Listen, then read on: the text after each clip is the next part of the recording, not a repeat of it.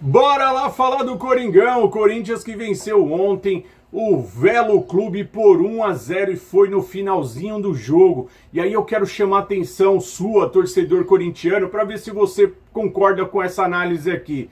Por que o Corinthians só joga bem os primeiros tempos? Repararam nisso?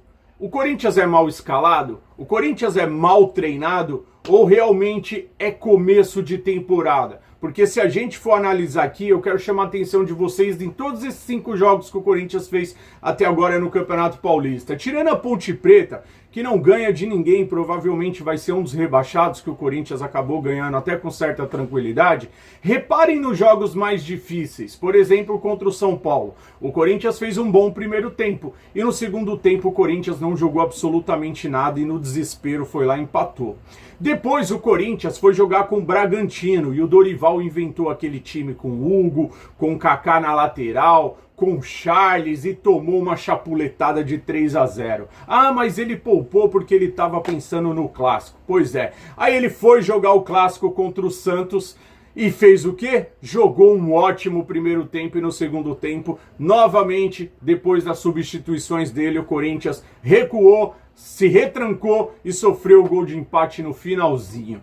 E ontem, mais uma vez, o Corinthians faz um bom primeiro tempo e no segundo tempo o time simplesmente desaparece. Para mim, o melhor em campo foi o André. Esse cara não pode ser reserva do Corinthians. Menino, 19 anos, joga muito, arrebenta todas as vezes que está em campo. Então é André e mais 10. Só que aí no segundo tempo nada aconteceu e no finalzinho do jogo, o chute do Vitinho, o Yuri Alberto fez o gol. O que foi super importante para os 3 pontos. O Corinthians foi a 8 e entrou dentro desse G8 aí do Campeonato Paulista. Mas isso é muito pouco? Ou isso é normal para começo de temporada? Eu quero saber, você, torcedor, o que você acha disso. Antes da gente continuar essa resenha, eu sempre peço para que vocês se inscrevam no canal A Voz das Arquibancadas e sempre ative o sininho para vocês receberem as notificações e não perderem nada do que está acontecendo dentro do Corinthians. A gente atualiza vocês todos os dias, sempre com vídeos ao meio-dia e às 18 horas, tá bom? Então, ativa o sininho, se inscreva no canal e o like, que é super importante, porque quanto mais vocês curtem os nossos vídeos, a entrega é sempre maior, tá bom? Então fica aqui a dica para vocês. Mas agora, voltando a falar do jogo, eu quero saber de você, torcedor. Você tá satisfeito com esse futebol do Corinthians? Quem é o maior responsável? Seria o Dorival?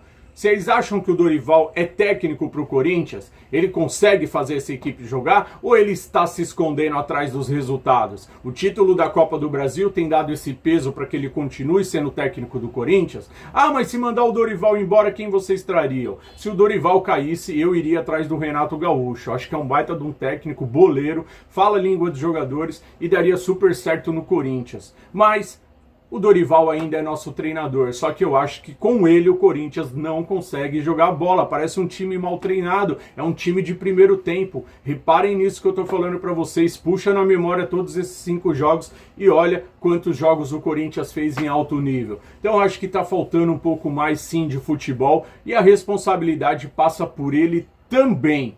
Mas eu quero ouvir a sua opinião, que é super importante. Quem quiser discordar também tá tudo certo. A gente está aqui justamente para poder debater, conversar com o torcedor corintiano, tá bom? Outro detalhe importante, agora falando já de Copa Rei, que é essa porcaria desse campeonato que não vale nada, onde os caras estão cobrando R$700 no ingresso. E aí fica aqui uma crítica ao torcedor do Corinthians também, porque ele vive reclamando que os ingressos estão caros. Só que aí os caras colocam um jogo lá em Brasília, propositalmente, para enriquecer o bolso deles, e o torcedor vai lá e paga os R$700 e o estádio vai estar lotado. Então como você vai ficar cobrando preço de ingresso e reclamando, sendo que você paga? Então assim, os caras dão risada da sua cara, porque o cara fala, ah, eles choram, eles reclamam, mas eles vão vir e vão lotar, porque se trata de Flamengo e Corinthians, as 2 maiores torcidas do Brasil. E aí sabe por que o jogo é em Brasília também? Porque os caras sabem que o Corinthians e o Flamengo dificilmente jogam nessas cidades. E aí esses torcedores regionais, eles têm a oportunidade de ver o time jogar lá, coisa que eles não têm, porque os caras que moram, por exemplo, lá em Brasília, não vêm para São Paulo todo jogo ver o Corinthians e nem vão para o Rio todos os jogos ver o Flamengo.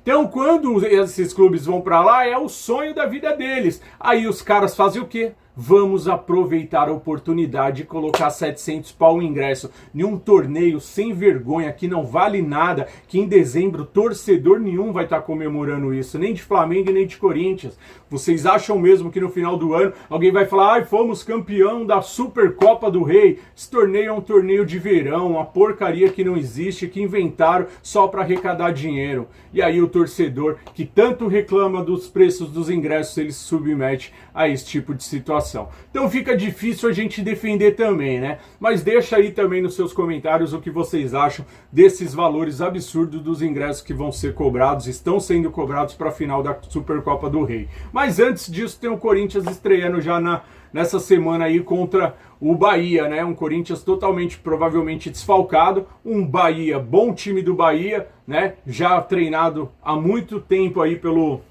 Rogério Ceni, né? E vai com certeza dar trabalho para o Corinthians, principalmente se o Corinthians vier com esse time reserva como promete vir.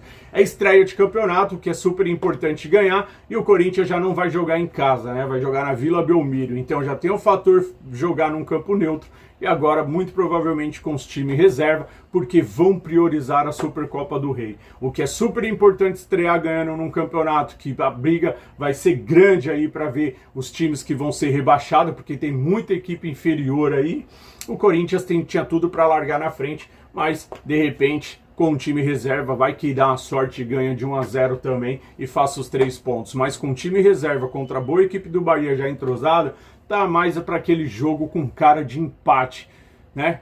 Para não pensar no pior aí de uma derrota. Mas enfim, eu quero saber de você, torcedor, o que vocês acham disso também, tá? Deixa nos comentários e às 18 horas a gente volta com mais atualizações do Corinthians, tá? Um grande abraço a todos e ó, deixa o like mais uma vez aí para fortalecer nosso vídeo, tá bom? E o nosso canal. E 18 horas eu tenho um compromisso marcado com vocês com novas atualizações. Por enquanto, sem novidades. Não tem nada de Rony, não tem nada de Alisson, tá tudo do mesmo jeito. Corinthians não pagou pelo Alisson, ele não vem, e o Rony só vem pro Corinthians se for de graça, e o Corinthians não vai desembolsar R$1 para trazer esse jogador, já que o Atlético deve 22 milhões pro Corinthians. Já falei sobre isso, mas se a gente tiver atualizações no decorrer do dia, a gente traz às 18 horas para vocês, tá bom? Grande abraço a todos, tamo junto e vai Corinthians!